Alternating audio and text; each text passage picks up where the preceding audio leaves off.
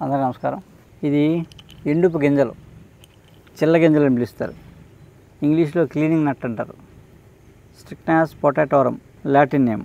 ఈ చిల్ల గింజలు మామూలుగా ఏం చేస్తారంటే ఈ వర్షాకాలంలో ఎర్ర నీళ్ళు తెల్లగా శుభ్రం చేసుకోవడానికి వాడతారు. గింజను అలా కొండలో నీళ్ళు తెచ్చుకుని, ఆ కాలువలో నీళ్ళు తెచ్చుకుని, వాగులో నీళ్ళు తెచ్చుకుంటే ఎర్ర నీళ్ళలో ఈ ఎండుపు గింజ అరగలిస్తారు. అలా అరగలిస్తే అలా ఇరిగిపోయి మట్టి అంతా కిందకి వెళ్ళిపోయి తెల్లటి నీళ్ళు పైకి వచ్చేస్తాయి. అందులో ఉన్న మనకు అక్కర్లేనివన్నీ వెళ్ళిపోతాయి అన్నమాట. దాంట్లో ఉండాల్సిన మినరల్స్ అన్నీ ఉంచుతాయి. అది గొప్పతనం. ఈ విశేషం ఏంటంటే మనము మన ఆరో ఫిల్టర్లో ఏం చేస్తుంది, ఉన్నవన్నీ పీకేస్తుంది, లేని కలిపేస్తుంది. కలిపేసి ఒక విషయం తయారు చేసేస్తుంది మనకి మంచినీళ్ళు పోతాం. ఇదేంటంటే మనకు ఆ వాటర్లో ఏం ఉంటే ఏం మనకు ఉండాలి, ఏం ఉండకూడదు, అది తెలుసు. అంత టెక్నిక్ అది. ఆ అక్కర్లేనివన్నీ తీసేసి కావాల్సిన ఉంచి ఆ మంచినీళ్ళు ఇస్తామన్నమాట. అలా మనం ఈ ఎండిపో దాంతో మనం వాటర్ శుభ్రం చేసుకున్న నాళ్ళు మనకి ఏ జబ్బులు లేవు, ఏ మోషన్స్ డయేరియాలు ఏమీ లేవు, ఏ ఇన్ఫెక్షన్ లేవు. అలాంటిది మనం ఈ ఫిల్టర్లు వచ్చాక మొత్తం అంతా నిర్వీర్యం అయిపోయింది. ఇమ్యూనిటీ పోయింది, అన్నీ పోయాయి. అసలు నీళ్ళే మనకి శక్తి, నీళ్ళే ఇమ్యూనిటీ. ఇమ్యూనిటీకి ఫస్ట్ మొట్టమొదటి ఆహారం ఏంటంటే నీరే. మంచినీరు, అమృతం నీరు. అప్పుడు మనంతా ఇంకా ఆ నీళ్ళు దొరకవు. ఎక్కడ దొరుకుతాయంటే హిమాలయాలో ఆల్కలీన్ వాటర్ అంటారు. లీటర్ 5,000 10,000 ఎవడో బాగా బిగ్ షాట్లు తాగుతారు. అది కూడా ఎక్కువ తాగితే ప్రమాదం. మనం ఏ ప్రాంతంలో ఉంటున్నామో ఆ ప్రాంతంలో నీళ్ళు మనం బంద్ చేస్తాయి.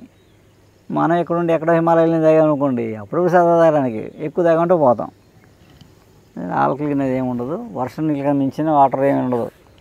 లేదా నూతులతో మనం పాత నూతుల్లో నీళ్ళు కానీ అవి మంచి సరే. అది అసలు నీళ్ళు శుద్ధి అని పడతారు. ఇంతకీ విషయం ఏంటంటే మీకు రెండో పాయింట్ ఏంటంటే ఇది మామూలుగా నరాల బలహీనత, లైంగిక శక్తి అంటాం, నరాల బలహీనత, దానికి ఇవి కూడా వాడతారు గిరిజనులు. అంటే అలా అయితే ఒట్టి గింజలు అలా వేయించి పొడి చేసుకుని నీళ్ళు వేసి వేయించి పొడి చేసి పాలతో వేసుకుంటారు, లేకపోతే వాటర్ తీసేసుకుంటారు. మనం ఇంకా కొంచెం స్ట్రాంగ్గా చేసుకోవచ్చు. ఇదే ఫార్ములాని ఇంకా మనం బాగా పనిచేసేలా చేసుకోవచ్చు. ఎండుపు గింజలు 50 గ్రాములు, పిస్తా 100 గ్రాములు, బాదం పప్పు 100 గ్రాములు, ఈ 3 దోరగా వేయించి మెత్తగా పొడి చేసుకోవడమే. పొడి చేసుకుని దానికి ఒక 1/4 కిలో తాటి బెల్లం పొడి వస్తుంది. ఇప్పుడు ఆ పొడి కలుపుకోండి. మామూలుగా ముద్ద అయితే ముద్ద అయిపోద్ది. అయితే తాటి కలకండ ఉంటుంది. తాటి కలకండ, పటిక బెల్లం, పటిక బెల్లం ఉంటుంది. అది పొడి పొడిగా ఉంటుంది. సో ఆ పొడి చేసుకుని ఈ 100 గ్రాములు బాదం, 100 గ్రాములు పిస్తా, 50 గ్రాములు ఎండుపు గింజలు, ఈ 1/4 కేజీ అయినాయి కదా, ఈ 1/4 కేజీకి ఇంకో 1/4 కేజీ తాటి బెల్లం పొడి కలిపేయండి. కలిపేసి డబ్బాలో ఉంచుకొని సీసాలో రోజు నైట్ పాలతో వచ్చే ఒక అర చెంచా పొడి అరకప్పు పాలలో వేసుకుని తాగేయడమే డైలీ నైట్. ఇదేంటంటే వేసిన వెంటనే వేగరాలు ఏమి పనిచేయదు, కానీ అది బుస్సుమని పోద్ది. ఇది అలా కాదు, స్లోగా ఇంప్రూవ్ అవుద్ది. ఒక 20 రోజుల తర్వాత నుంచి స్టామినా ఉంటుంది అన్నమాట. అది స్థిరంగా ఉంటుంది కొన్నాళ్ళు ఇబ్బంది లేకుండా. అదేంటంటే అలా ఒక 4 రోజులు వాడుకుంటే ఈ సమస్య నుంచి బయటపడతారు. మామూలుగా ఈ సెక్సువల్ పొటెన్సీ అనేది కానీ ఇదంతా ఏంటంటే కేవలం సంతానోత్పత్తి కోసం మాత్రమే, దానికోసమే మన శరీరంలో ఆ ప్రక్రియ జరుగుతుంది అన్నమాట. ఆడవారు కానీ మగవారు కానీ కేవలం సంతానోత్పత్తి కోసం మాత్రమే జరుగుతుంది. అది ఒకప్పుడు అలా ఉండేది. ఇప్పుడంతా విచ్చలవిడిగా వేరే రూట్లో ఉన్నాం అనుకోండి. ఎందుకు అలా అయ్యామంటే త్రేతాయుగం, ద్వాపరయుగం, ఆ యుగాల్లో కేవలం అంతవరకే పరిమితిగా ఉండేది. సంతానం కలిగాక అందరూ సాధువుల్లో ఉండేవారు. వేరే ఆ జాస ఏం పెద్దగా ఉండేది కాదు. కలికాలం వచ్చాక ఎందుకు పెరిగిందంటే ఇది కలి ప్రభావం. కలిని అడుగుతారట, నువ్వు కలికాలం కదా, నువ్వు ఏంటి నెక్స్ట్ నువ్వేం చేస్తావు అని అడిగితే, మనుషులను అందరినీ నా కంట్రోల్లో ఉంచుకుంటాను. ఎలా ఉంచుకుంటాను తెలుసా? నాలిక అలా పట్టుకుని సభలో పిలుస్తాడు కలిని. నాలిక చేతితో పట్టుకుని, ఒక చేతితో నాలిక పట్టుకుని, ఒక చేతితో అంగం పట్టుకుని వస్తాడనమాట.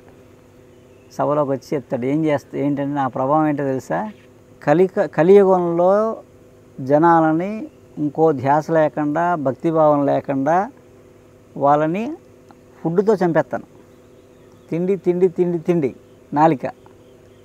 2 సంభోగం. ఈ రెండిటితోనే మనిషిని ఏ పని చేయలేకుండా ఆ జీవితం సర్వనాశనం చేస్తాను. నా ప్రభావం అది, నేను అలా జనాల్ని పీడిస్తానంటాడు. నాకు అంటాడు, నాకు ఎవరంటే భయం అంటే, ఎవడైతే భగవంతుడి వైపు ఏదైనా ఆధ్యాత్మిక మార్గంలో వెళ్తానంటే వాడి వల్ల నాకు భయం. అలాంటి వాళ్ళని పెరగనేమను, అటు వెళ్ళకుండా ఈ మాయ కమ్మేస్తాను. అడిగి కమ్మేసి వాడిని ఇంకా అసలు ఈ మైథునం అంటే ఓన్లీ పిల్లల కోసమే అనుకోకుండా ఇంకా ఏంటంటే వాళ్ళకి ఇంకా మైండ్లో ఇంకేమీ ఉండదు. అంత పీక్కులు తీసుకెళ్ళిపోతే అందులోనే ఉంటారు ఈ జనం. దాంతోనే నాశనం చేస్తానంటాడు. ఎదగనేమను, ఆధ్యాత్మికంగా ఎదగనేమను, మనిషికి ఎదగనేమను, అది ఏ పర్పస్కి వచ్చాడో పర్పస్కి వచ్చి తెల్లనేమను. పొరపాటున ఎవరన్నా ధ్యానం చేసుకున్నా, పూజ చేసుకుంటున్నా వాళ్ళంటే నాకు భయం, వాళ్ళని కూడా మాయలో లాగేస్తాను. అది నా ప్రభావం అన్నాడు. సరే నీ కాలం వచ్చింది పో అన్నాడు.